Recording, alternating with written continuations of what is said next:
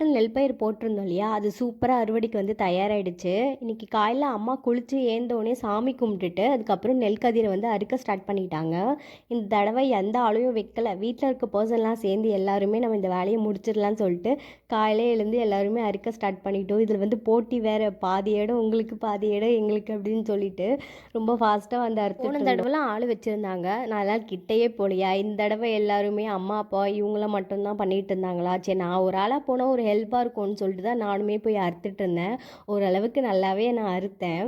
மற்ற வேலையெல்லாம் விட இந்த வேலை என்னமோ ஈஸியாக இருக்க மாதிரி இருக்குது. ஆனால் என்ன, குனிஞ்சு குனிஞ்சு எழுந்து அதை எடுத்து வைக்கிறது தான் ரொம்ப கஷ்டமாக இருக்குது. நெல்லடிக்கிற வண்டி வந்துடுச்சா, அதுக்கப்புறம் எல்லாரும் ஒரு ஒரு வேலை செய்யுங்கன்னு சொல்லிட்டு பிரித்து கொடுத்துட்டாங்க.